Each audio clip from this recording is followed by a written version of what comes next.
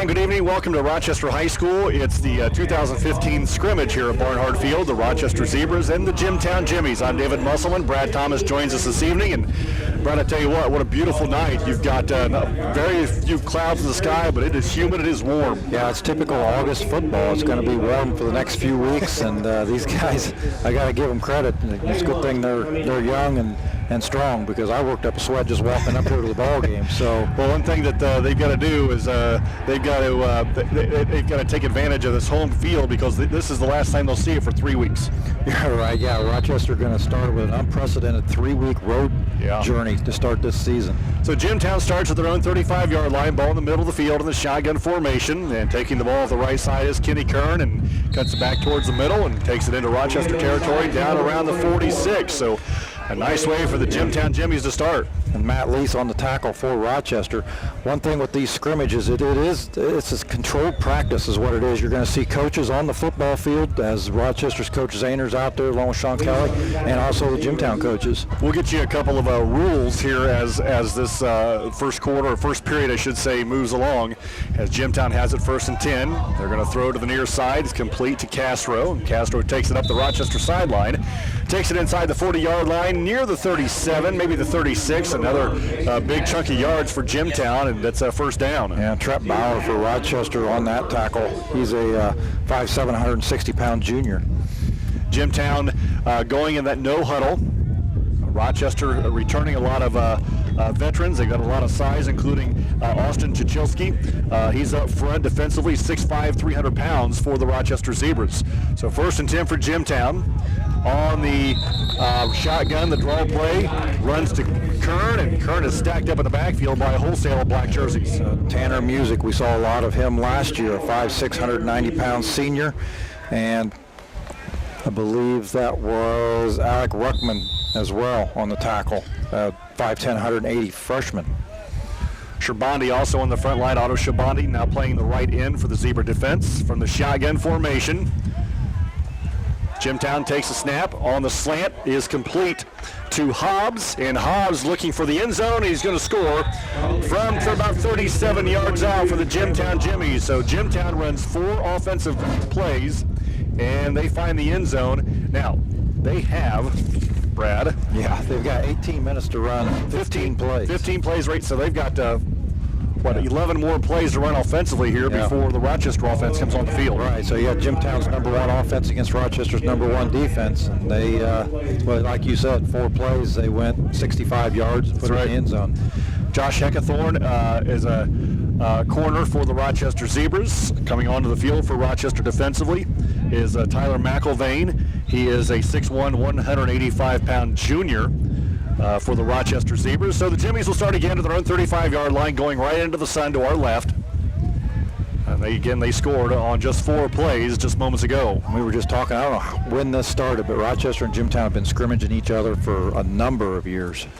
Out of the shotgun, the ball is handed off and goes to the right side.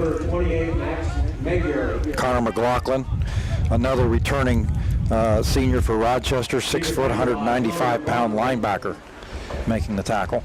3-yard gain for Jimtown. Ball now in the far hash, going to the west. Scrimmage 2015 here at Rochester High School, Barnhart Field. 2nd down and 7 for Jimtown. Out of the shotgun is Paulson. And Paulson hands off, and it is carried out for about a 6, make that a 7-yard gain. Tyler Mulvaney for Rochester making the tackle, a 6'1", 185-pound junior tight end. So it'll be 3rd and short for Jimtown, as the back only picked up a yard, or make that short a yard, 6-yard pickup out of the shotgun. Magyar again goes off the right side of the line, carries the ball inside the Rochester 50 to the 49-yard line. Another first down for the Jimtown Jimmies. And that's the 8th play now for Jimtown. That's good. I'm glad you're keeping track of that. So 7 more plays. Brett Abbott is the safety for the Rochester Zebras. He stands about 10 yards behind the football. Corner to the near side is Liam Leininger for Rochester out of the shotgun. Paulson pitches it out to the near side. It is complete to Pratt. Pratt stiffs arm one Zebra tackler And Leininger did a great job of holding on for dear life and stopping the play. Also there to help for Rochester Was Trent Bauer. Yep. Trent Bauer is a 5'7", 160-pound junior for the Rochester Zebras, and only allowed a 1-yard pickup for Jimtown. And that's the 9th play, is that right? Yes, it is. So obviously 6 plays yet to go. Now also, with a scrimmage, you're allowed the head coach and the assistant to be basically in the secondary, can be in the huddle as well. So it'll be 2nd down and 10. Jimtown has 3 receivers to the right side, 1 to the near.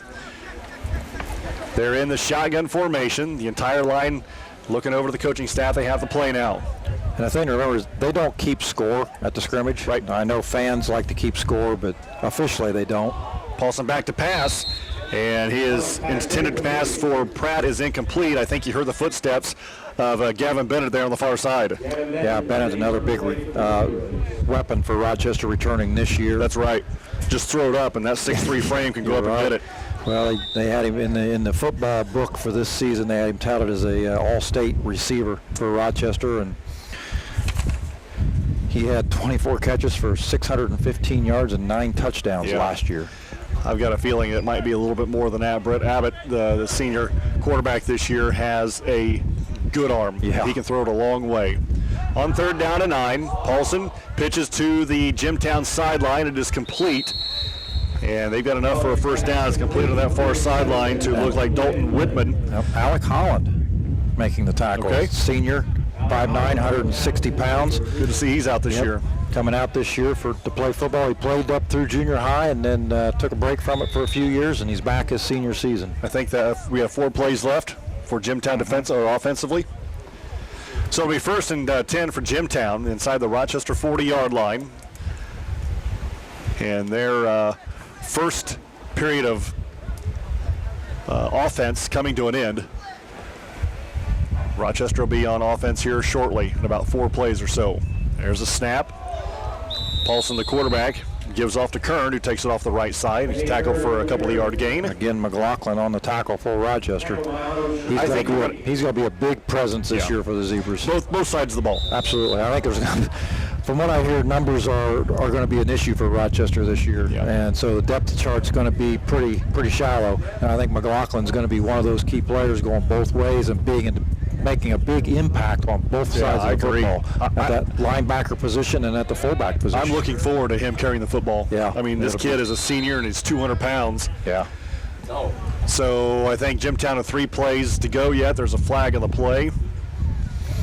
And we got somebody in the neutral zone. I don't know. I think they whistled it against Jimtown. So they don't move it. Well, they didn't move it. okay, 5 you're yards. right. It is against Jimtown. Clock continues to roll. The only time the clock stops here in a scrimmage is if there is an injury.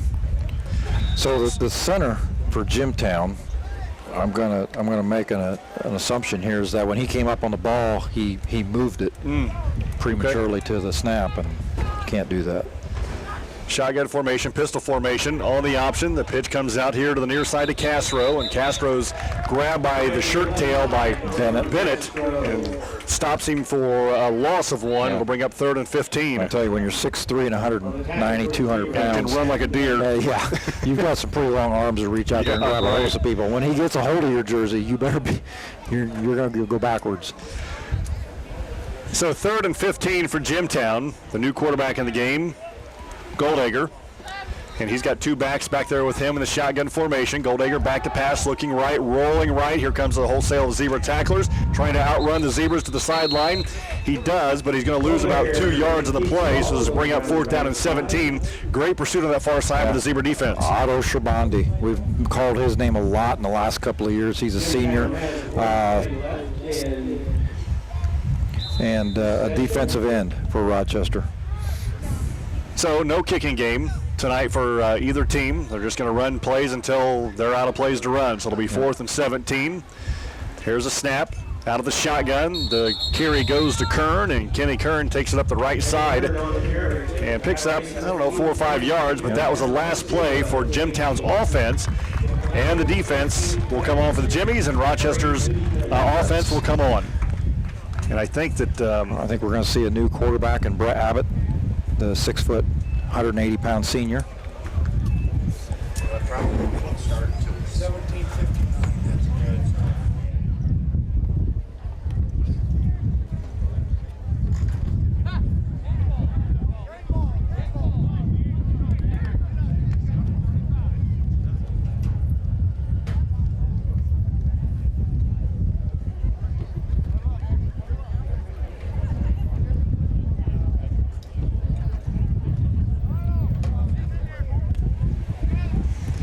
So Rochester offensively now will have the football at their own 35-yard line, going to where the new scoreboard will be hung here before long. Yeah, they got some pretty impressive standards sitting over there in the ground that just dwarf our current scoreboard. Yeah, right. So this ought to be interesting. Of course, they got 3 weeks to get it installed, don't they? Yeah, right. Yeah. Plenty of time. Yeah. So Alec Holland, they'll make that Matt Lease, I believe, will be wide to the near side, or Holland. I think it's Holland. Holland is 3, yes. And we got an equipment problem. Already, first game, first offensive play. Looking at Connor McLaughlin's shoulder pads. So they're looking like they'll go into the standard I formation backfield for the Zebras. The starting tailback tonight is Aaron Brooks, a 6-foot sophomore for the Zebras. Wilson Lee nursing a calf injury. I think he's going to be ready for John Glenn next week. Out of the I, Brett Abbott under center, gives to McLaughlin. McLaughlin buried right at the line of scrimmage, and he got nothing. It'll be 2nd down and 10. So Coach Stainer making the two of us look like geniuses here with the playlist. Oh, yeah, right. Think we can get one of these every week? Unlikely. I'm guessing all those plays won't be scripted every week. No? Okay. Let me see here. I think maybe the next play we're looking at maybe a pro left 27 toss. Still don't know what's coming. Yeah, no idea what that is, but we're about to see it here. Ross Pearson wide to the near side. Alec Collins split left. I backs for Abbott. Abbott pitches out to Aaron Brooks, and Brooks takes it ahead for maybe 1 or 2. It'll be 3rd down and play number 2 for the Rochester Zebras. Well, this is their bread and butter. This is what they do. They line up in that I, and they run hard either to the left or either to the right, and really count on blocking from the receiver position and also from the tight end position as well. Yeah, you're right. There's nothing unfamiliar with that for Rochester. They want to establish the run game so they can open up some passing routes. Sam Adams is your center. Ross Pearson goes split to the left side. Holland wide to the near side. I-back formation again for Rochester. Gavin Bennett is tight end right. Abbott under center. Fakes a run. Rolls to the near side. Looking downfield. Looking for Bennett. It is incomplete. Right through his hands. Yeah, well, the pass was a good pass to Bennett. It hit him right in the hands. He just wasn't able to pull it in as he turned and looked back into the sun. And the officials with the quick whistle not wanting anybody to get hurt. Yeah. So Brooks comes off the field now. Holland will be your flanker to the right side. McLaughlin in there as well. Rochester in a straight T backfield. Abbott under center. Takes the snap and hands it off to Trent Bauer. Trent Bauer, who works off the right side. It'll bring up 1st down, I guess, at the 40-yard line. And that was play number 4 for the Rochester Zebras. Again, they've got 15 plays before they give the ball back to Jimtown's offense. And actually, if you don't get a 1st down, you move back to the original line of scrimmage, which is the 35-yard line. So 1st down for Rochester, the 35. Bennett comes wide to the near side. Holland a split left. Split backs for Brett Abbott. Abbott a hard count, back to pass, 3-step drop, looks to the near side. That's Gavin Bennett's side. Bennett rises up, and he is picked off. Good defense on this near side by Goldegger, and he comes down a little by an ankle. Bennett come down on top of him. That one Abbott just threw it up in the air, seeing if Bennett could jump up and take that ball out of the air. But Goldegger did a great job of out-jumping him, timing it just right. So that was play number 5, I believe, for the Rochester Zebras. Again, Rochester on the road next week to open up a new opponent for the first game of the regular season. The John Glenn Falcons will be there. Abbott under center. Holland in motion going to the left. Hands it off the left side.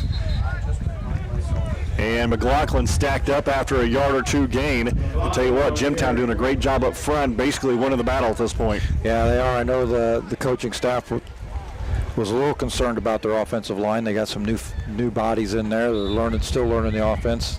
Alec Borg is a senior, 6'3", 320 pounds at one of the tackles.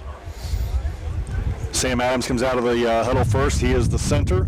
Gavin Bennett will be tied to the left side. Pearson will be tied to the right side. I-back formation for Brett Abbott. Holland wide to the near side. On 2nd and 8. Abbott fakes, rolls to the right, looking downfield, getting pressured by Jimtown's defense. Throws to the sideline, incomplete. Off the hands, they're kind of throwing it behind to Alec Holland. He couldn't hold on as he was hit as the ball got to him. And that'll bring up 3rd down and play number 8 for the Rochester offense. Play 8 coming up for Rochester. 3rd down, and they've gained a couple of yards here on both possessions. It'll be 3rd down and about 8 for the Z's. Good opportunity for the coaches to move people around into different positions. Absolutely. Take a look at what they, get some live hitting against another opponent that's not your scrub team. Right. You've been playing against all summer long. That Jimtown's far from scrubs. Yeah. Hand off to McLaughlin, hit immediately in the backfield. And he is pushed back to the 35-yard line, so he's going to lose 2. It'll bring up 4th down and 10. Number 51 for Jimtown in on the tackle, and that's Jared Hayes. Took McLaughlin down well, stood him up on a solo tackle, but I think that McLaughlin was getting ready to squirt away from that attempted tackle. Yeah, I would agree. Play number 9 coming. Bennett split left. Holland split right. I-backs for Brett Abbott. Brooks dots the I. Back to pass is Abbott. Actually, it's a quarterback keeper, design keeper. He'll keep it, cuts it inside. And I believe Abbott would have had a lot more yards if that official doesn't blow the whistle when he did. And I agree. I mean, if this was two-hand touch, yeah, he was down. Yeah, but that's the only thing he got on him. They're blowing the whistle at first contact and not. But yeah, Abbott did a good job of running through the contact and was headed up the sideline. That was a designed bootleg from the word go. It was a fake was. handoff, Yep, and there was no intention to throw that. It was just fake it. Everybody going left. He'll come back to the right and use his athleticism, which he might. I was just going to say, don't be surprised now with the same setup that they don't look to throw out of it. Might be the best athlete under center right now is Brett Abbott.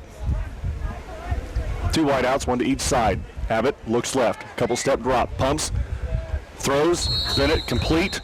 Near the Jimtown 46. And you can tell the timing just isn't quite there yet. Yep.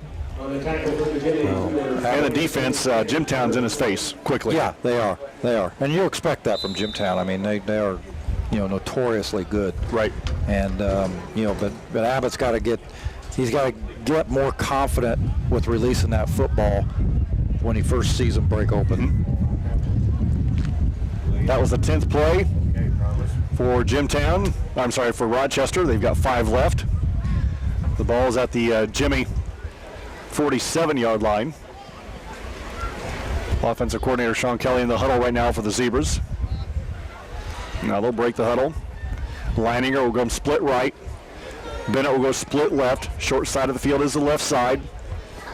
Shotgun formation. Bauer is a flanker to the left. Shotgun formation. McLaughlin to the right of Abbott. Takes a snap. Abbott back pedals, and they're going to rule that as a sack. Yep. Back at the Rochester 41-yard line, so they're going to push them way back. It'll bring up 3rd down. Melnick into the backfield for Jimtown, creating the problems. Give him the 46. 3rd down and about 12 now for Rochester, and play 12 coming up for the Zebras. So I believe after the next 4 plays, Bradley, will have a 4-minute break here. Yeah, and then we'll come back out again from this time though from the 10-yard line, and you'll have 10 plays from the 10. Okay. So Rochester has it at their own 45. Leininger wide to the near side. Bennett split left. Flanker to the left is Bauer. Abbott under center. Bauer now comes in motion to the near side. Abbott gives to McLaughlin right up the middle. And Connor maybe 4. It'll bring up fourth down and give him 3. It'll be fourth down and about 7. I'm sorry, fourth down and about 10 for Rochester. Again, play number 12 just ran. Barnhart Field. Nice muggy August night. Typical way to start the season, really. Typical August, yeah. And Ball in the middle of the field. Doesn't sound like the weather's going to temper any over the next few weeks. It's going to be warm and muggy. Shotgun formation again for Abbott. That's McLaughlin there to his right. Hard signal, back to pass, looks left, steps up, flag on the play, runs up the middle, picks up positive yards and carries it out to the Jimtown 46. And the holding was on Rochester. But it was good that Brett Abbott recognized the pocket collapsing. He stepped up, split the pocket, and ran it right up the field for a positive gain. You're right. But then there's the flag. Without the holding, that's an acceptable play right there. 2 plays left for Rochester. They'll move him back to the 35 and make it 1st and 10. So the first 3 games for Rochester, of course, on the road, like we just mentioned a little bit ago. John Glenn, Plymouth, and Peru. Yeah, and we dropped Eastbrook from the schedule and picked up John Glenn. That's right. And so we won't have the manicured field.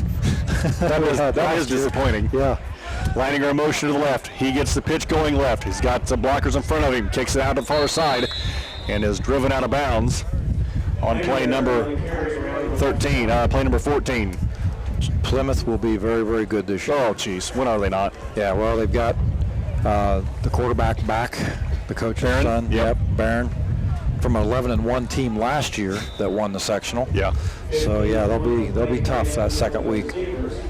Well, John Glenn and Plymouth now in the same conference. Yes, they are. That's brutal.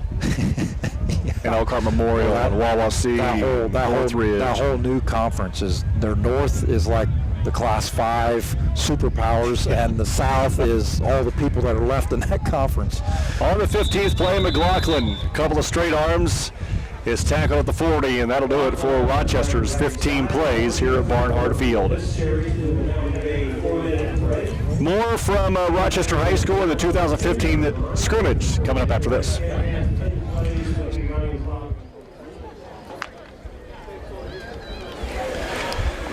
Welcome back to Rochester High School here at Barnhart Field for the 2015 scrimmage between the Rochester Zebras and the Jimtown Jimmies. Well, this next section is 10 plays from the 10-yard line for both teams. So as many times as you can score, you can in 10 plays. And there'll be a 12-minute running clock.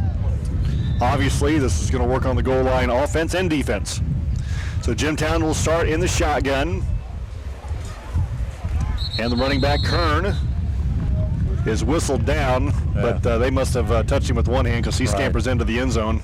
I think the officials have pretty much taken the attitude of his first contact, we're blowing the whistle. Nobody's getting hurt on my watch. Yeah, he would have scored, I think, in a ball game situation, but they'll line it back up.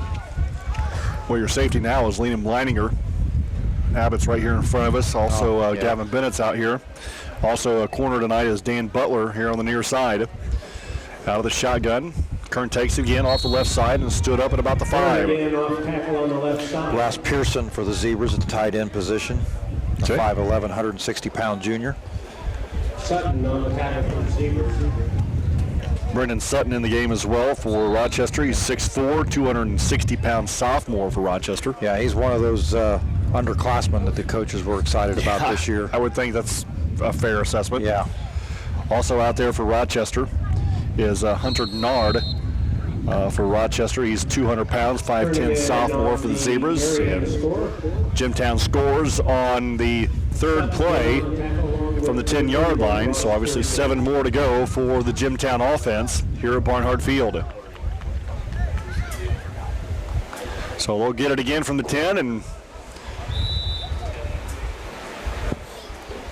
they'll send 2 receivers to the near, 1 to the far. Shotgun for Paulson. To his right is Kern. From the 10, there's a snap on the option. Kern gets it going left, kicks it to the Jimtown sideline, cuts it upfield, and gets into the close to the end zone. And I believe we've got zebra slow getting up on that far side. 2 slow zebras getting up on that far side. Mulvaney, one of them for Rochester. And I think that, yep, Leininger is the other one getting up slow for the zebras. All right. So that carry by Kern takes him inside the 5, down to around the 2-yard line for Jimtown. We touched on the fact the zebras are going to be a little shallow in numbers this year. And, you know, these first few weeks of the season are always a challenge with the cramps because of the weather and the humidity. So that's something that Coach Zahner and the rest of his staff will be taking into account over the next few weeks. Along with Christina. I mean, Christina Hughes, the trainer, she does a great job. A great job, I agree. She does. So from the 2, Jimtown from the shotgun. Off the left side, the Jimmies score. Jimmy's number 28, Manger goes in off the left side, and Jimtown has 5 more plays. They'll pull it back out to the 10-yard line and reset. And Alex Ruckman, a 75? 57. 57, yeah. Yeah. Chichilski. Austin Chichilski, yep. 300-pound, 6'5" senior. Yeah. Coming into the ball game. Big kid. So they got both big kids up there up front for Rochester. Sutton, 200 pounds, and 300-pound Chichilski. And Magyar is caught up right at the line of scrimmage. Good push at time with a zebra front 4 or 5 on the left end right now for Rochester. Yeah, 32. I don't have his number. I apologize for that. Call that earlier too, but I couldn't find a name to go with it. Corner to the near side is Aaron Brooks. Butler also to the near side on the corner. From the shotgun, Magyar runs off to the right side. Aaron Brooks for the Zebras on the tackle. On the carry. Carries it inside the 10 down to around the 6 for the Jimmies on play number 6. Tyler Owsley is another defensive tackle in the game for Rochester. 205-pound junior. Alan Pfeiffer is 6-foot sophomore, the safety right now for the Rochester Zebras. I believe A.J. Davis, 5'10", sophomore, a corner to that far side. Also Ross Pearson in the game as an end. So Rochester, Jimtown that is, has ran 6 plays, getting ready for the 7th. And the new quarterback now is Gillespie. I beg your pardon. Goldegger is the new quarterback. High snap, and gives off to the back beside him was Nick Weiss. Mulvaney on the tackle there for Rochester. Nice job by Mulvaney making contact in the backfield for Rochester. Austin Foster comes into the game. He's a 5'9" junior, 250 pounds for the Zebras. All these kids play at once. They're big. There are some big bodies out there. Yeah, they're big boys. From the 6, Goldegger takes the snap and gives to Weiss off the left side. And I believe that was play number 8. 2 more for Jimtown from the 10, then Rochester will get it and run 10 plays from there, from the Jimtown 10. Brad Thomas, I'm David Musselman. The Scrimmage 2015 here at Rochester High School. Off the left side of Goldegger, again is Weiss. Shotgun for Goldegger, 2 receivers to the left, 1 to the near. Here's a snap, fakes a handoff, quarterback keeper going left, and the 2-hand touch by Alan Pfeiffer knocks the dancing around past Pearson and Brooks for the Zebras, who got into the backfield. 1 more play here for Jimtown on offense, and then we'll go to the Rochester defense. Well, I miscounted. Nope, they're going to do that now. Yep, the offense coming on for the Rochester Zebras, and they'll run 10 plays. They'll walk to the other end of the field. We'll take a quick break and back with more scrimmage from Rochester after this. Back at Rochester High School, Rochester now will run their 10 plays from the 10-yard line. They'll have 10 regardless if they score every one of them. They'll still have 10 plays from the 10-yard line. Rochester wrestling coach Clint Guard joins us here at the scrimmage, and we're going to talk about something, Clint, maybe a little bit bigger than football, and we'll do that here after this first play. Sure. The quarterback now for Rochester is Daniel Butler. I formation for Rochester. Butler takes a snap and gives to Bauer, the first man through, and he's tackled for a loss. Something tragic happened earlier in the week. Rochester lost one of their own in Jordan Schaefer in an auto accident, I believe, on Wednesday or Thursday of this week. And Late Wednesday morning, okay, around 11:30. And we are putting together, the community, Sure, putting together a fundraiser to help offset funeral expenses. Clint, let's talk about that a bit. Yeah. Well, there's a lot of things going on. At the high school, we're doing, well, I shouldn't say that. At the high school, the corporation in general, next week we're doing a Jeans Week, where teachers, faculty, staff can, they'll pay $10, can wear jeans all week, and those funds will go to the family. Key Club's doing a change drive. We put little plastic containers in our classroom, and kids and whoever can bring in their loose change and try to fill those up, and that'll go to the family. I know Kroger's is, I haven't spoken to anybody at Kroger's, but I know that they're doing something, just, hearing from others. The Rochester Wrestling Club, Jordan was a huge part of our program. So the Rochester Wrestling Club's doing, not really doing a drive. We're just asking people to, donate, and, we're just, the family, to help the family with funeral expenses. And, that was one thing that, Jordan and I became very close. So I knew a lot of things, that go on in families when I'm with those kids. And that was one of the things that I always knew, talking to Julie and Shannon and Jordan, and, just short on funds. And, so that'll be a big expense. But more importantly than that, I guess, I just want to take that burden off of them. Sure. I can't imagine what that burden was, and trying to figure all that stuff out. So just working through that, and, so far we're doing really, really well. People have been very generous. Rochester Youth Football, Rochester Football Moms have all donated to the club, and we're gonna, we've had numerous just, personal people, community, bringing checks by the high school, and other teachers. A lot of people have just stepped up, and it just started with an email. I sent an email out to Rochester Community Schools and just said, hey, the Rochester Wrestling Club is going to donate $250 if anybody wants to match it, or just donate, into our club. My plan is next week I'm just going to, write the Schaefers a check, and hopefully it'll relieve some of the burden that comes with that. It's just a tough deal. This is kind of new to me, 20 years of coaching, and this never happened. So, I don't really know how I feel right now. I know how the Schaefers feel, and I've spent some time with them. I know how Cole Dowd feels, and spent some time with him and helping him work through it.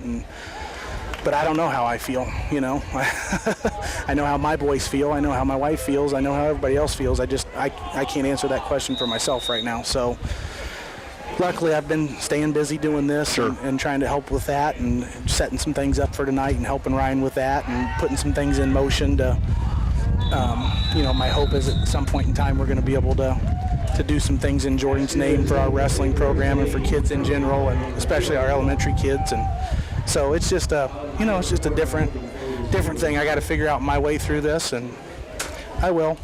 We'll just, we'll muddle through. It's what we do. Well, I think that you've got several people along right there with you. I think we're all I'm not the only one by any stretch. I mean, there's, Jordan for the pain in the butt that he really was. A lot of people were able to develop really close relationships with him because he's just a big teddy bear.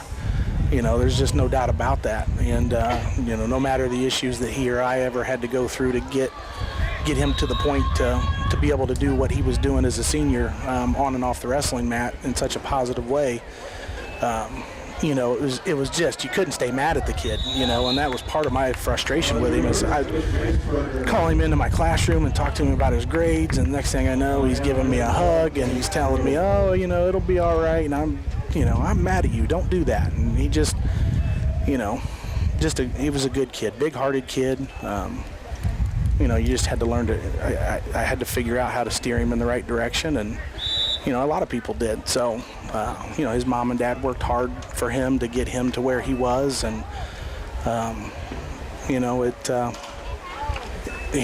Jordan was truly one of those kids. I don't use this phrase very often just because, I don't know, everybody uses it, but Jordan was truly one of those kids where it took a village. It took a lot of people to get him to where he was, but you know, at the same time, he was a kid who really became willing to do that, which was the thing. The key was convincing him to be willing to do it, and he finally did. And boy, when he finally said, you know what, I just want to be different. I want to do something that nobody in my family's done. I want to do something that nobody expects me to do. And, you know, all of a sudden, about midway through his junior year, it just all of a sudden was lights out, you know. I mean, it was lights out. So it was fun. It was a fun thing to watch, and he was on his way. And, you know, it's a tragedy, but at the same time, you know, I take a lot of solace in the fact that he was on the right path. He was doing good stuff. You know, just an accident. Just happens. So, Clint, if someone listening to this, watching this, wants to donate, how do we do it?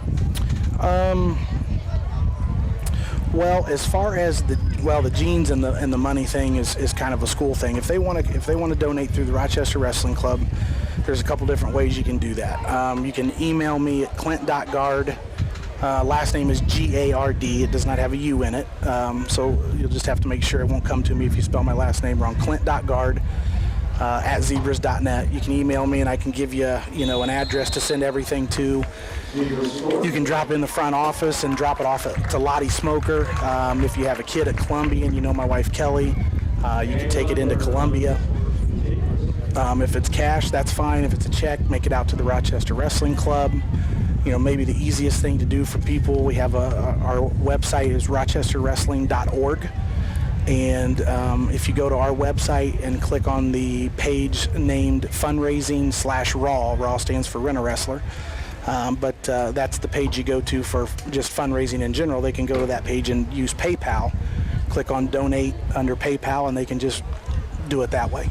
And I've had a few people do that, and that seems to be a very easy way. You know, it's done, it's paid for, and then you know, all I have to do is transfer it into our wrestling club account and then hand it over to Shannon and Julie. So RTC4.com also has a link on their page, okay, to GoFundMe. And if you go to RTC4.com, the link is there. You can click on that. I was there the other day. I think that early on in this process, I think there was like $2,000 already in there. So the community is going to come together. We're going to rally. Sure. And, and I think right now I checked this morning or yesterday afternoon, and there's over 3 now. So we're doing well. I've got about 1,200 right now, but I've collected a lot tonight, so I don't know how much now that I've got. So, you know, a lot of people are doing, you know, I couldn't imagine if this was my own son. You know, so I don't try to imagine what they're going through or put myself in their position, because I don't think it's possible. Right. I'm just trying to relieve some of that burden. So, you know, hopefully others will help. I've had, you know, alumni, you know, Rochester Wrestling alumni in California and all over sending stuff, and, you know, on PayPal and things of that nature, and just wanting to help. So that's the one thing I've kind of tried to develop here at Rochester, and I've learned, and it's coming around, is just, you know, developing that family atmosphere. And I've got a lot of old wrestlers that are now starting to see the fruits of that labor, and they're starting to give back to these young guys, and it's, you know, it's showing up in this moment, you know, which is when you want it to show up. It's coming around, so it's kind of a neat thing to watch. But I wish to God it wasn't because of this. Clint, I am very sorry for the loss. Great kid. I'm sorry for the loss of the community. We will keep this out there as long as we can. Sure. And I know it was tough, but I appreciate you coming up and talking to us here this evening. Well, you know me, it's not hard to talk about wrestling or my wrestlers, so I don't mind doing that. But you know, it's a lot of people have done a very good job. You know, I've heard from a lot of former my teammates that are coaches. I've heard from you know, former students. Courtney Felke sent me a text last night that really just did wonders for me because I was struggling, and you know, just hearing from a lot of different people, hearing from Kevin Herbst, one of my former assistants and former wrestler here, and you know, I know some of the kids are hearing from former guys, and obviously just some of Jordan's football and wrestling teammates showed up tonight from last year's senior class, and you know, so those things are important. I think that's the, you know, we're a small school, we don't have great numbers, but there's the advantage of, you know, a close-knit community and things coming together when you need it, and this is one of those times. So, Absolutely. you know, like I said, we'll all get through it and we'll all figure it out, and it's just a shame that, you know, it takes these types of things. And you know, as I spoke with my wrestlers the other day. I'll get on put on my coaching cap for a minute. I talked to my wrestlers the other day, and I said, you know, guys, I'm pretty good at finding lessons and when things go wrong. You know, how can this relate to the rest of your life? How can you use this loss or this, you know, whatever happens in the wrestling mat or the football field or whatever, you know, how do you use this to get better? And you know, I didn't have a good answer for them. I think I'm starting to develop one. I think, you know, there's a lot of lessons that I hope young kids learn from this, you know, that don't go unnoticed. Wear your seatbelt, slow down, be responsible. You know, do all those little things that your parents harp on you about, and your teachers harp on you about, and your coaches harp on you about, because they're real. I mean, they're real, and one day you're going to need them. You know, when you're 30 or you're 40 or you're 45 or you're 60, you're going to need to draw on something. You know, something bad's going to happen, and you're going to have to be able to figure it out, or you know, you're going to have to make a choice at that moment in time. You know, do I wear my seatbelt or I don't? And you know, lost in this is a little bit is Cole. You know, Cole was part of that whole deal, and he walked away from it. And you know, as the officers told both sets of parents, one was wearing a seatbelt and one wasn't. You know, and that's, you got to make the right choice all the time. You don't get to make the right choice just part of the time. You don't get to just be at your best part of the time. You have to do it all the time, or maybe something tragic happens. And you know, a lot of times as human beings, we don't, something tragic doesn't happen. You know, we get our hand slapped, or we get a ticket, or, you know, we get sent to the principal's office. But then other times, you know, something like this happens. And you know, I tell that's kind of, as I've talked to my wrestlers all week, and they've come to me and just talking, and I said, guys, if that's the one thing you take from it, is that you know, you got to listen. You got to listen and apply the things that we're talking about applying, because there's more to it than just teaching you how to wrestle and teaching you how to compete. There's so many lessons that translate over, and one of those is making the right decision when you got to make the right decision. And you know, I take comfort in the fact that I know Jordan was on his way to doing that. He just made a mistake. So we learn from it and we move on. And, you know, my hope is that, you know, if it teaches my boys a lesson and they remember this when they're 16, 17, 18 years old, or, you know, my daughter Maddie's just starting to drive, and but if she remembers every time from here on out to wear her seatbelt and to slow down and always obey, and, you know, the laws, and do what you're supposed to do, then maybe there's a positive. So I'll get off my soapbox. Well, I appreciate you stopping by. Yeah. We'll keep the information out there, and like I said, RTC4.com has that GoFundMe site, so go use it. And if you don't, you're at school every day. Come see, or you know, whatever. Use our website, RochesterWrestling.org. I mean, it literally is a click. I mean, it's a click, and it's pretty easy. So we actually had set it up to be more of an alumni fan site. We're going to put some clothing on there, but luckily we had it up and it was running, so now people can just use it and do it this way as well. So, you know, as I said, I'm just wanting to help Shannon and Julie and For 4 years I was very close with them and Jordan and working through a lot of things, and they deserve it. So, Clint, thank you. Thank you. Appreciate your time. Appreciate it, Dave. Okay. Yep. And Rochester Wrestling coach Clint Gard, we appreciate him stopping by and talking with us a little bit. Thanks, man. So we're now in the third period. Is that right, Brad? Yes. Okay. Again, that's RTC4.com. The GoFundMe site or link is there. Just click on it and go. So Jimtown has the football back. They're at the Rochester 35-yard line, now looking to go in. Yeah, that was their third play. I believe this period they're going to go ahead and run 10 plays. Oh, 10 from here? Yeah. Jimtown from the shotgun.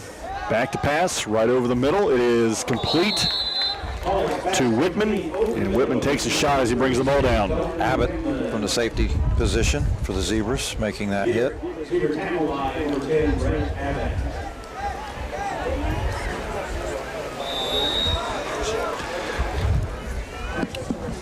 Jimtown now back to the line. Yep, 3 receivers here, 1 to the left, 1 to the right, or 2 to the left, 1 to the right, and we got a flag on the play. And Kern is lone back.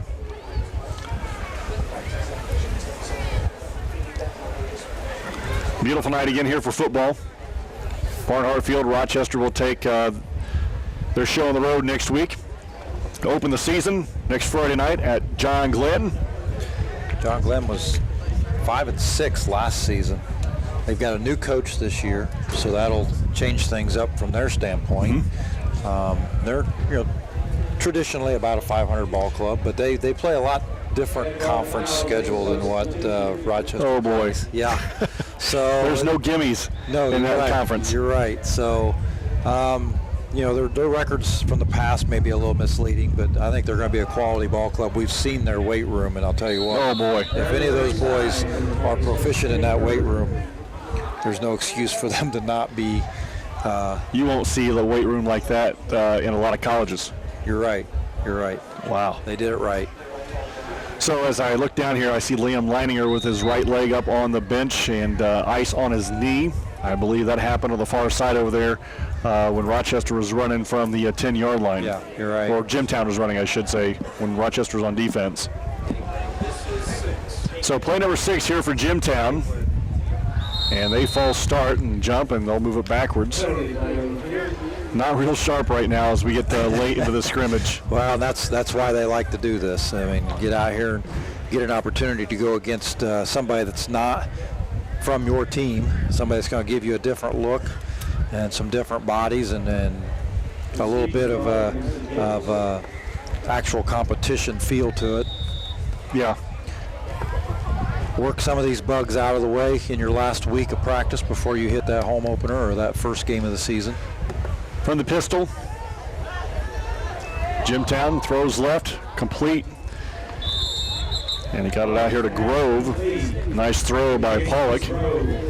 And Grove takes it inside the Rochester 5-yard line. So he was being basically in that zone defense, kind of sit down and in between 3 Zebra defenders, and caught it and turned it inside and took it upfield for a few more yards. So one other thing I don't think we've touched on yet tonight that's going to be new to this season is the conference itself. With the addition of Peru and Mechanic-Law, that puts 10 teams in the conference, so we're going to split it into a North and South division. That'll be interesting. It will be. And week 9, undetermined. Forever and ever, you knew who your first 9 opponents were going to be, and Rochester really has no idea, nor does anybody else in the conference either. Just if you're the first place team, from what I understand, if you're the first place team in the North and the first place team in the South, you'll play for basically the TRC championship in week 9. Yeah. So everybody's going to play. There's 5 teams in each division. You're going to play the other 4 teams in your division, and then you're going to play 2 teams from the South division because Rochester's in the North. And then that'll rotate every 2 years. And those 2 teams, Peru and North Miami, for the Zebras. For this year, next year, yep. Yep. And then we'll pick 2 out of the remaining 3 for 2 years. and then we'll pick up that last remaining team and one other. And If it all holds together, right? And continue on that way, yeah. Fade pattern in the back of the end zone for Jimtown. It is complete. Pass completed to Trevor Hobbs. And the Jimtown Jimmies in the end zone again.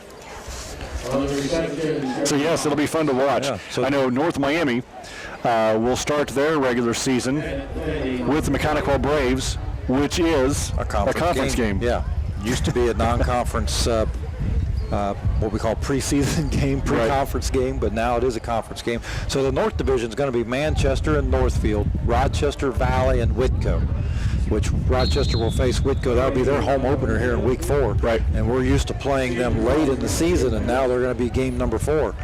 In the South Division, you got Mechanical and Peru, North Miami, Southwood, and Wabash. So, you know, it's possible Rochester's going to play Peru and North Miami. So, you know, somebody like Southwood or Wabash, they may not see them for 3 years. Right, right. So it'll be fun. I think this season will be fun. Yeah. Especially as we approach week 9. Week 9, yeah, exactly. The quarterback keeper right up the middle is Goldegger for Jimtown. And we're getting close to, where are we at, 10 plays here? Yeah, that should be pretty close to, must be number 9. So something that should do away with are the co-champions. Because you would think that week 9, if you've got 1 versus 1 from the divisions, you're going to have an outright conference you champion. would think. Yeah, that's exactly right. So the no more co's, I know a year or so ago, wasn't there 3 conference champs? Yeah, I wrote down somewhere the last 15 years conference champions, and surprisingly, or maybe surprisingly not, Rochester's won 11 conference champions, won or shared 11 conference champions in the last 15 years. So on the 10th play from the, well, it's not the 10th play yet, is it? Jimtown going to move back to the 35. Still with the football.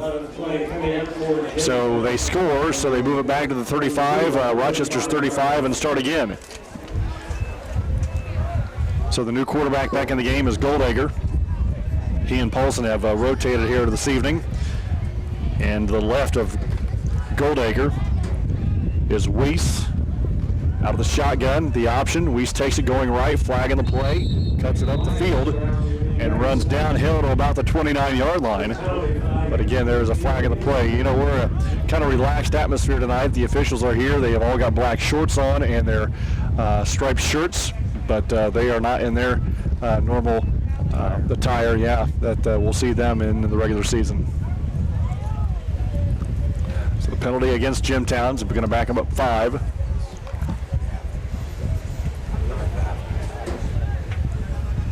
Jimtown looking to the sideline. They'll have a wide out wide to the near side. No, 2 wide outs to the near side.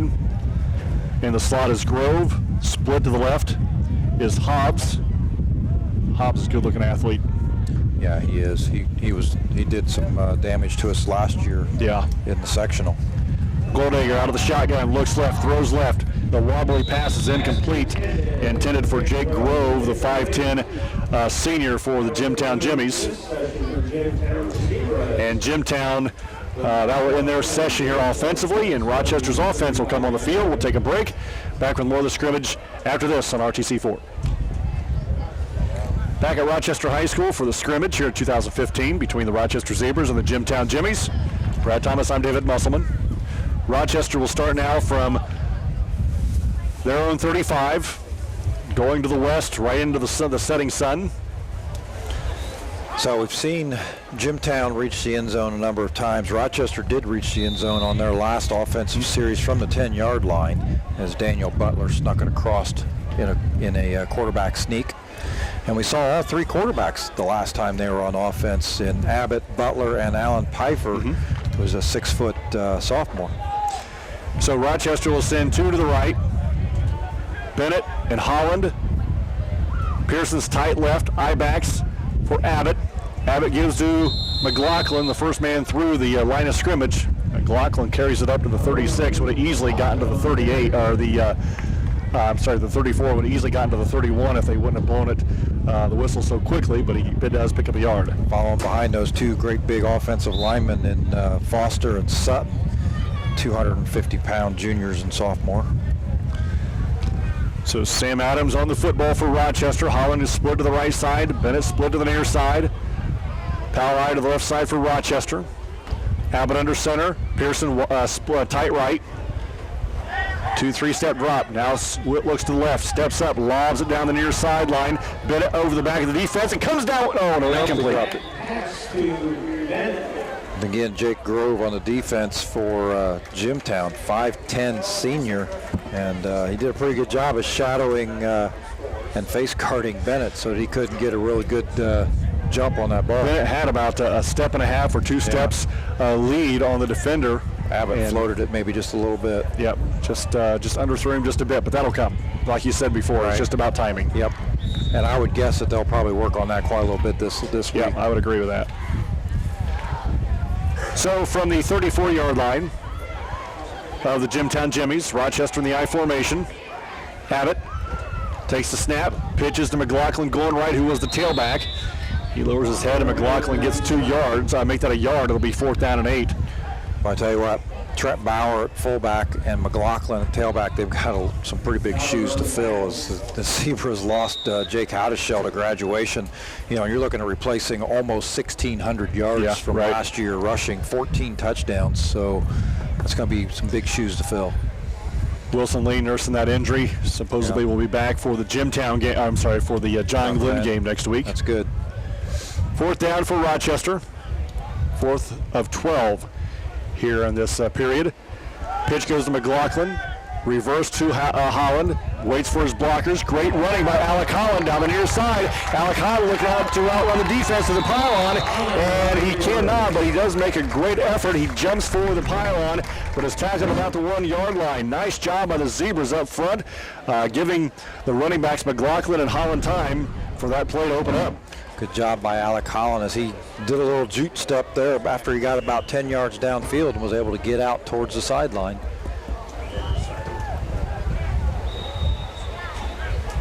And that may be something that the Rochester will have to rely on quite a little bit this year is their speed on the corners.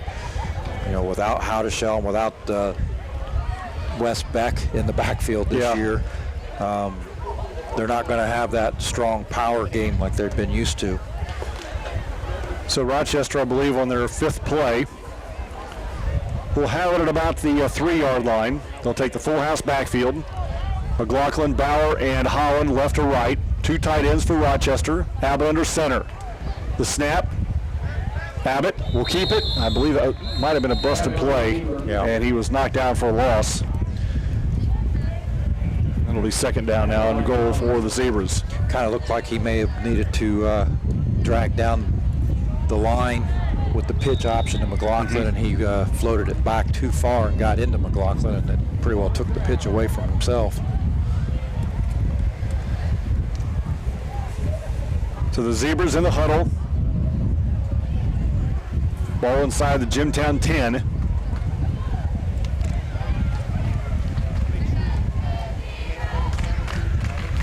Sean Kelly in the huddle taking a lot of time explaining the next play. Well, we kind of got a script of plays from Coach Zahner, but I think in situations like this where they find themselves 1st and goal or whatever, that they may change it up from what they've got scripted just to see if they can't punch it in. Brooks is the flanker to the left. The lone back is McLaughlin. Abbott under center sends Brooks to the motion to the right side. Abbott, quarterback keeper, lowers his head. Gets in the end zone. Touchdown Zebras. I believe that was a designed quarterback keeper as well. I think you're right. And, you know, from what we've seen here tonight, it appears that the quarterback keeper plays have been the most successful plays that the Zebras have run. But we've mentioned it a couple times too. I suspect they'll work quite a little bit on their timing patterns this week, and I would suspect McLaughlin and Bauer.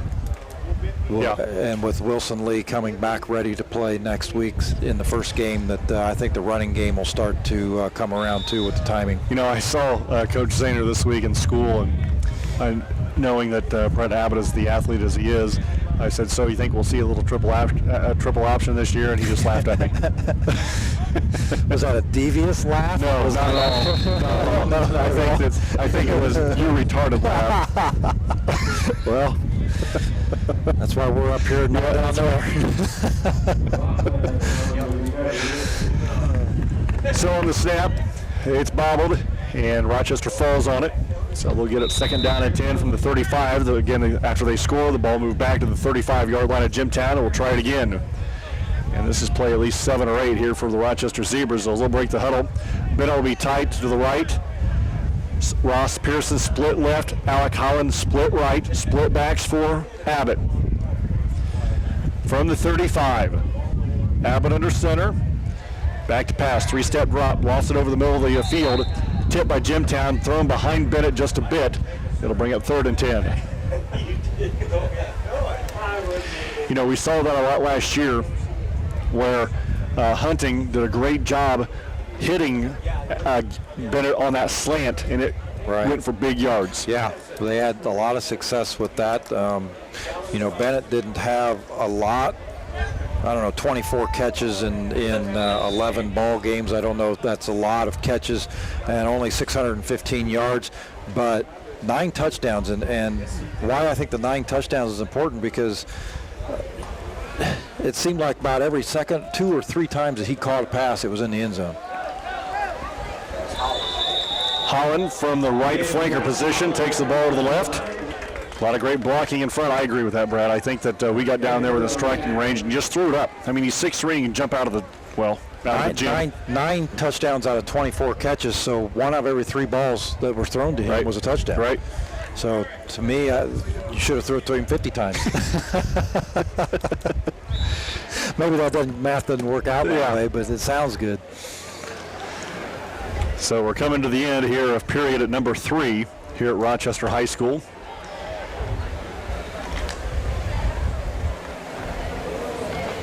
Holland will go split to the right side, wide side of the field. Bennett wide to the left side.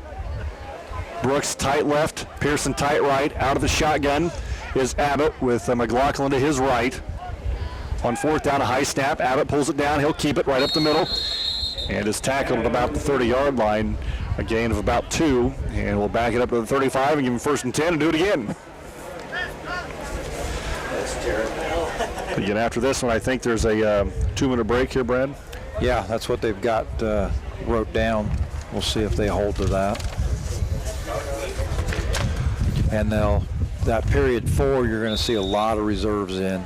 In the case of Rochester, we got a lot of new faces on both sides of the football, so we're still struggling with getting the names of the first team, the A team, as opposed to the reserves, and that'll all change week to week. It might change between now and Monday. You're right. Out of the eye, Abbott rolls right, loses his towel, skips away from one defender, and the defender grabbed a shoestring and tackled him after about a 6-yard, 7-yard loss. So it'll bring up 2nd and long for Rochester. One thing Abbott brings to that quarterback position is that scrambling ability. You mentioned his athleticism, and we've seen it on the basketball court. He's got some quick feet to him. He can move. He'd like, as a coach, would like to see him set those feet so he can get the ball downfield quickly, but tonight he hasn't had a lot of time. No, you're right. And he said Jimtown in his face from the snap. And I'm guessing that Jimtown's going to be pretty indicative of a lot of the teams we see in the first 4 to 5 weeks. So Rochester from now the 40-yard line of Jimtown will send Bennett wide left, Holland split right.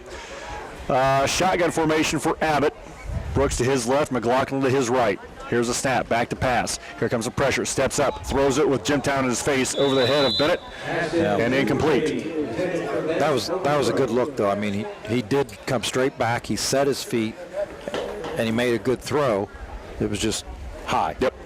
Which is saying a lot when you got a 6'3" receiver out there, but next time, by next week, if they can get Bennett more out towards the sideline, Abbott makes that throw, and that's a catch. That's going to do it for the 3rd period. Period number 4, the 4th and final period from the Rochester scrimmage, coming up next on RTC4. Welcome back to the Rochester scrimmage. Fourth and final period we go here at Rochester. And the Zebras on defense. And we've got a lot of new numbers, a lot of new names in the game, and we'll get those as many of those to you as we can. Wilson Dalton in the game. Drew Saylor's in the game for Rochester. Tyler Walker. Taylor Johnson in the game for Rochester. A.J. Rose. Brady Perez. Zach Graham out there as well. Tyler Walker, did you say that? Yep. Brady Perez. A.J. Rose. We're repeating ourselves, I think, now. Well, that's how well I listen to you normally. I know. Drew Saylors is out there as well at safety. So Jimtown will start this period with their reserves basically on the 35 of their own 35-yard line. Justin Riston is also out there at wide out, a corner. So Rochester and Jimtown there in this fourth period will run, what was it, 8 plays in 8 minutes? Yes. Okay. So play number 1 for the Jimmies coming up. A lot of freshmen on the field for the Zebras. Quarterback keeper going left, and he is hit hard in the backfield. Gillespie, quarterback for the Jimmies. Is that 88? Wilson Dalton, maybe. 82. Okay. Freshman, linebacker. Loss of about 3 or 4 yards. Jimtown in this shotgun again. Gillespie is the quarterback, yep. A junior for them. Over his head, Gillespie dives on it, back inside his 25-20-yard line. Tyler Walker back there for the Zebras, a defensive end, a freshman. Number 3, As well as Justin Riston, Okay. a freshman defensive back who came in on the side, on the corners.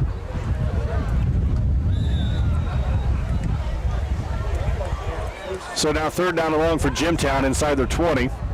Gillespie in the shotgun.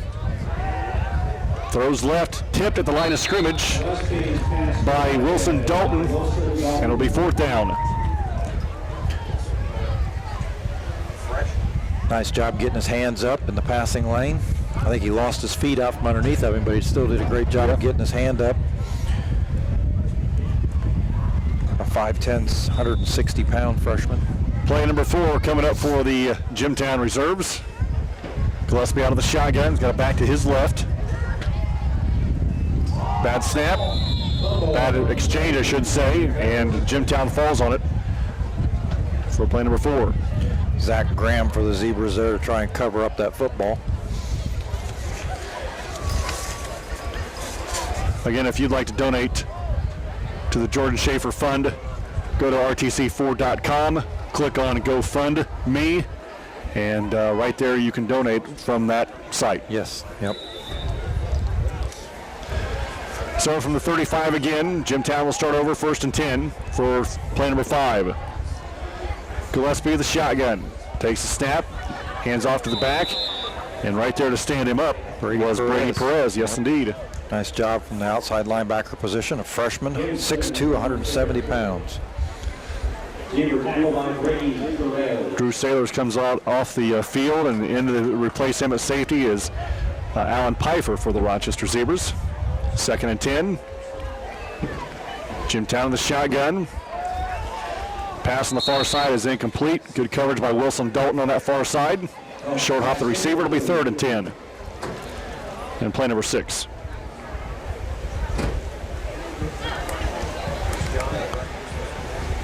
Brad Thomas, I'm David Musselman. I think for the most part the Zebras pretty well conditioned for tonight anyway. Not near as intense as it would be for a regular ball game, but no cramping tonight. So far, anybody. you're right. Yeah. Regular season starts next week as the Zebras are on the road, and we'll head to John Glenn to battle the Falcons. Chase Thomas, one of the Zebras in there for Rochester, a freshman linebacker. Gilbreth as well. Plan number 8 coming up for the Jimtown Jimmies. Gillespie in the shotgun. High snap, pulls it down, looks left, pumps, and then it's hit in the backfield. Pretty good coverage by Rochester. A.J. Rose in there on the tackle. Our guys up front, Brad, getting a great push. They are. The reserves for Rochester doing a good job against the Jimtown reserves, which has got to make Coach Zahner and the rest of the staff salivate a little bit with the idea that, you know, they've got some freshmen and sophomores out here that are doing well. So that'll do it for Jimtown's 8 minutes or 8 plays here at Rochester High School, and Rochester's reserve offense will come on the field. They're in the huddle. And it'll be interesting to see probably here. It'll be. We don't have all of these numbers. No, you're right. We apologize if we don't get your name mentioned. Could be Brady Perez, the quarterback. He's kind of standing out there in the front of the huddle. A.J. Davis looks like will be a back. And Rochester will run to the other end of the field. They'll start on their 35, going towards the end zone. Now, at your board meeting on Thursday, you guys get all the problems solved. Why do you do that? We've created a few problems. Why saw that? So Chandler Lamb is going to be in at a tight end. He's a 6'3", 175-pound freshman. And we've got A.J. Davis in as a wide receiver, a sophomore. Your tailback is Taylor Johnson. We've got a 99 as a fullback. We apologize, we don't have his name in the program. But Perez under center. One wide out, wide to the near side, 2 tights for the Zebras. Fakes the handoff, Perez rolls right, here comes some pressure. Throws it out, it is incomplete, but the play whistled dead before the pass was thrown. Zach Graham is also playing offensive line for the reserves. Pass intended, Alan Piper. You got gloves on. Can't catch it. So it'll be second down. Sam Adams at center.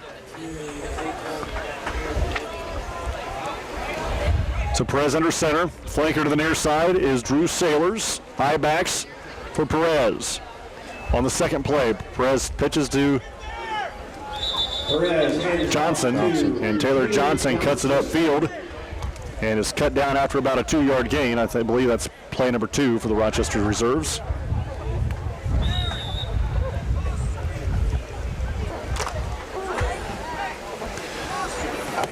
So scrimmage 2015 coming to an end here at Rochester High School. Next 3 games on the road. Yeah. So week 4 will be the home opener for Rochester. And you know what that means? What's that mean? Plymouth. It's always Labor Day weekend at Plymouth. Yeah, Blueberry you're right. Festival. Blueberry Good Festival. heavens. Yep. That's why we get there at 2 in the afternoon. Well, because we have to take the tram. Yeah, that's about right. Perez under center, split backs. Gives a handoff to the right side. And the back's going to lose a yard. And bring up play number 4 for the Rochester Zebras. Labor Day weekend coming up already? Right? Wow. Summer go fast this year?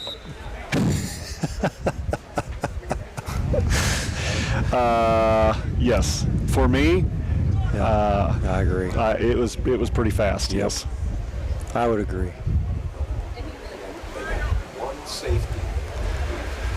So the fourth play, Perez under center, split backs, Johnson offset to the right. Here's a snap, fakes the handoff to the fullback, over the middle of the field, incomplete. Maybe that was intended for Wilson Dalton, I think. He was the closest man there anyway. Yep. And play number 5 coming up. 3 more plays. 3 more plays for the Rochester Zebras. 4 more plays for the Rochester Zebras. Always lots of help in the press box. We're usually wrong. Okay. Perez is under center.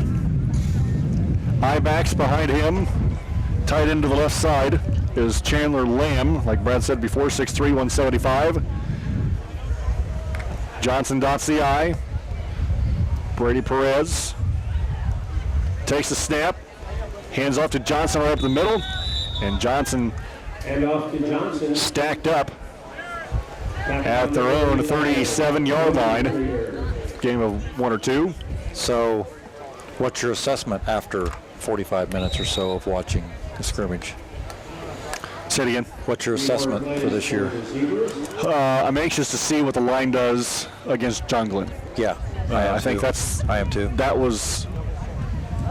I think if they could come around in the next 5-6 days, then the rest of the quarterback and the running backs and everything else will start to fall into place with their timing.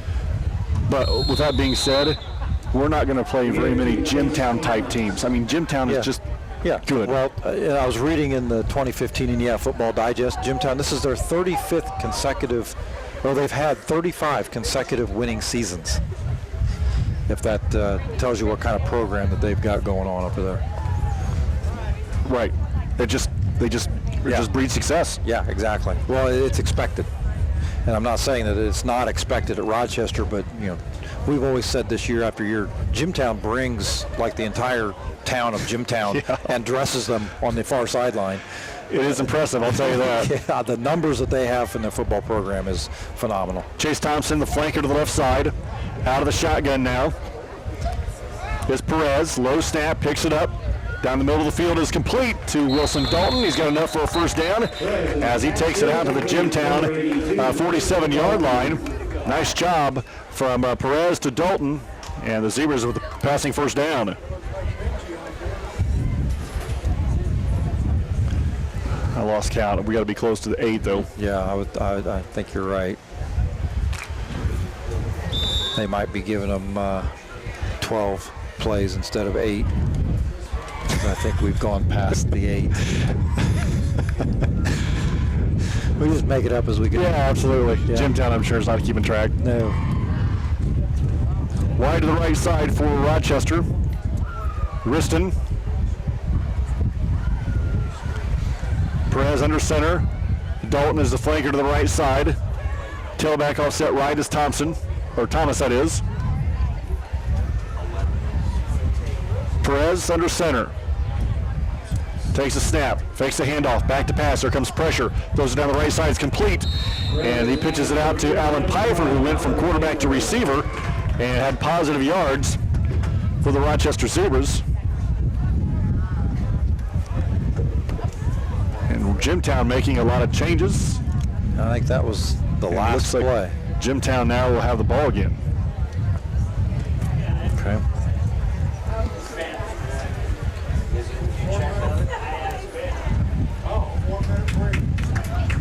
We'll take a timeout. We'll be back with more from Rochester after this.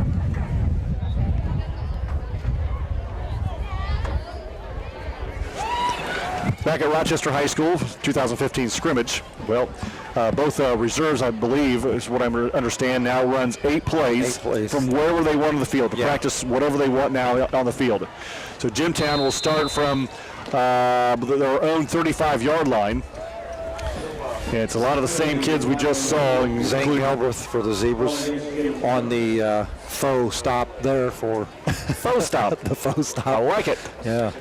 I like it. I think we'll use that a lot this year. Faux stop. The faux stop? Yep. Yeah.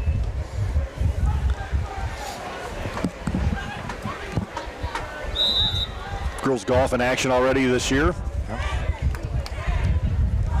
Should be an exciting year for Rochester Zebra You would sports. think.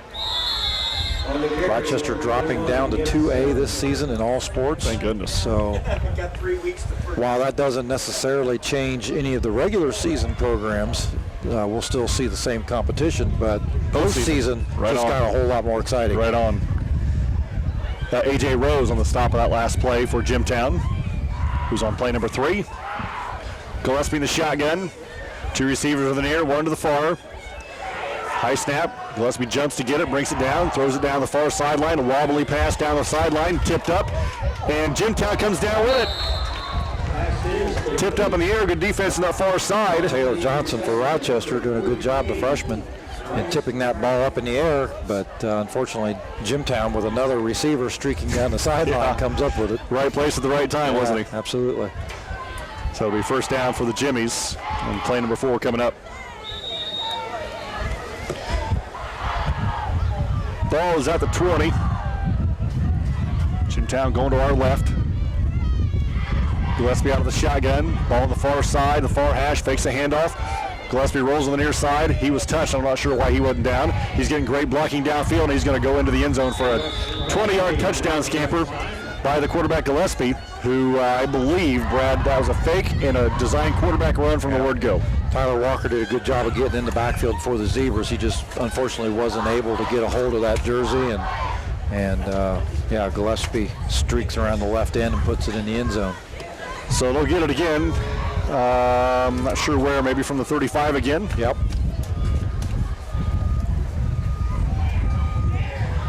Be curious to see where Zahner elects to put the football. Yeah, I agree. Yeah. You know what I'm looking forward to? Extra points this year. Yeah.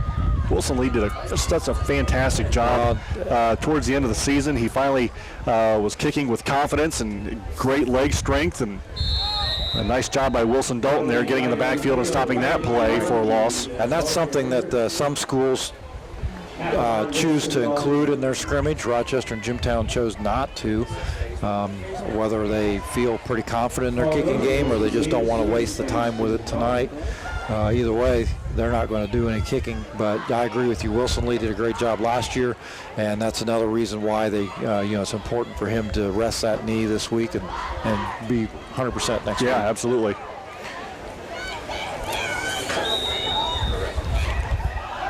I believe fifth play here for Jimtown.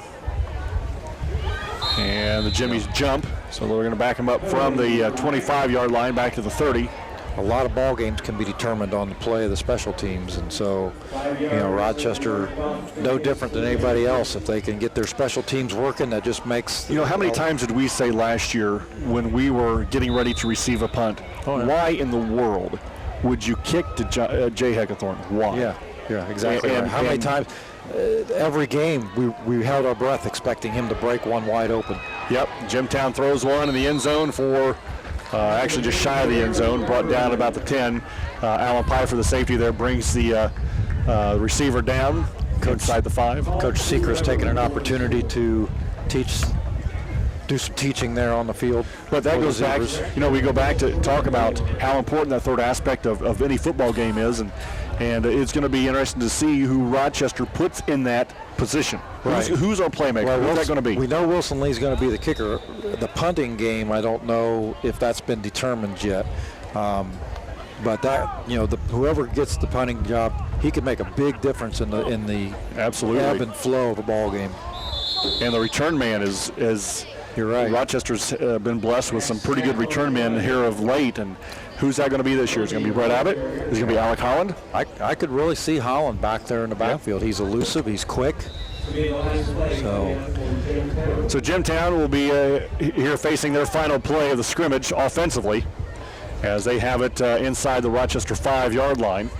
Gillespie from the shotgun takes the snap, hands it off to the back, and he is met by every Zebra tackler. And I believe there might have been a flag on the play because of the face mask. Zane Gilbert was in there. And in fact, a lot of kids in there, right there for the Zebras, stopping that play.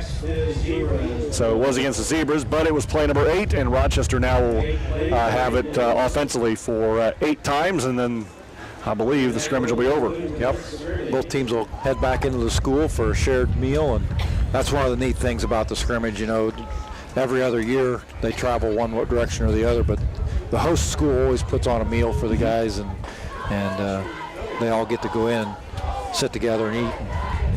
It's a good thing. Before we get off the air here, don't forget the fundraising for Jordan Schaefer. The young man lost his life Wednesday morning in a car accident. The community raising funds for him. If you go to RTC4.com and click on GoFundMe, there's a link there that it's pretty easy. I was there. You go in there, you click on what you want to donate, and that's about it. Yeah.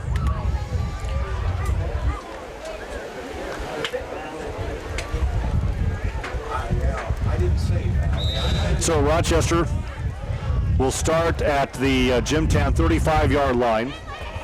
Wide to the right side is A.J. Davis. Your quarterback again is Perez. And Taylor Johnson, The 5'8" freshman dots the I in the I formation. Perez under center, gives to the fullback right up the middle, and he is stopped for nothing.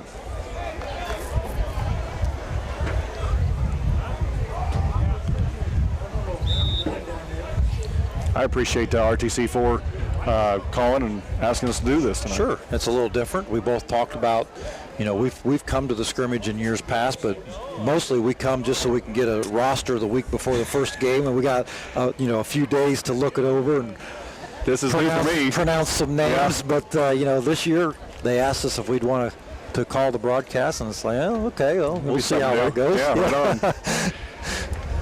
So Drew Sailors is in the slot to the right side. Going wide to the right side here is Davis.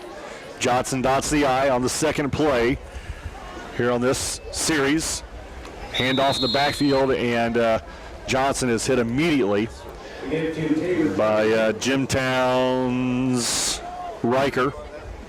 6'3", 200-pound freshman. Yes, please move to Rochester. Good-looking kid. No kidding. So ball now back to the Jimtown 40-yard line, and play number 3 coming up. Rochester taking a lot of time in the huddle.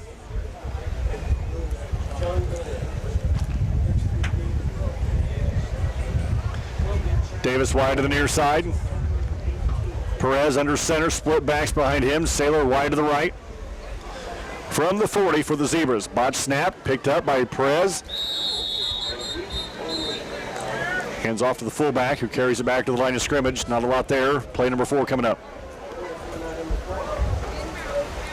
Well, regardless how you look on the field, it's always great to have tape because you got a lot of things to clean up. I mean, you do. Even if you're the best team in the state, you still have a lot of things to clean up after the scrimmage. You're right. I mean, you've been going against members of your own team.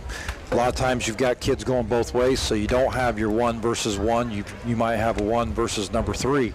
And you got seniors going against freshmen, and it's hard to judge just where you're at sometimes. Yeah. Thus, we do a scrimmage so that you can go against number 1s from somebody else and get a better idea of what you need to work on.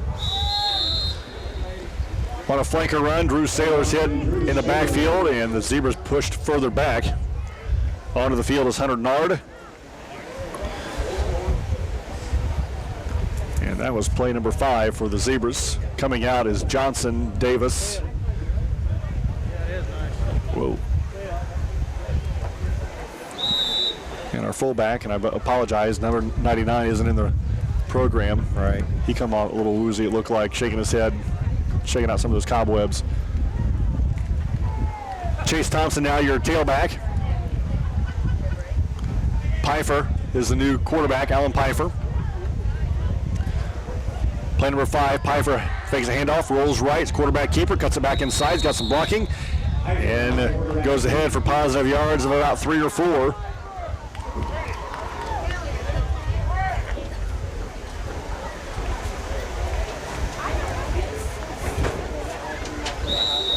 Give him 3 on the quarterback keeper. Ball inside the 35-yard line of the Jimtown Jimmies. Play 6 coming. Drew Sailors comes off the field. I believe the fullback, Brad, is Justin Riston. Okay. Your new center is Hunter Nard.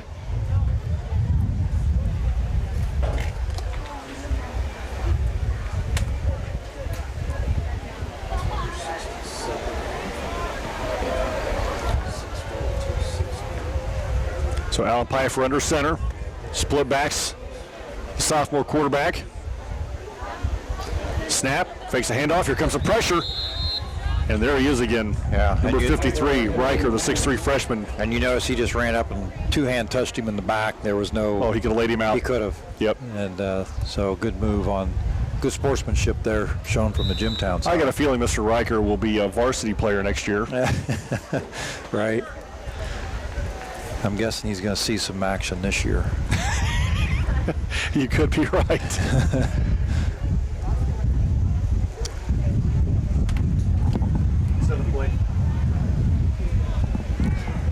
I believe the 7th play coming up for the Rochester reserves.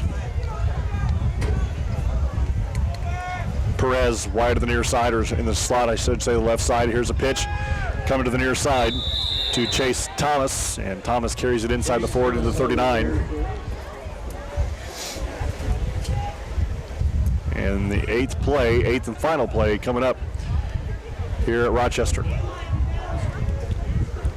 The ball will be at the Jimtown 37-yard line. Ball spotted on the near hash.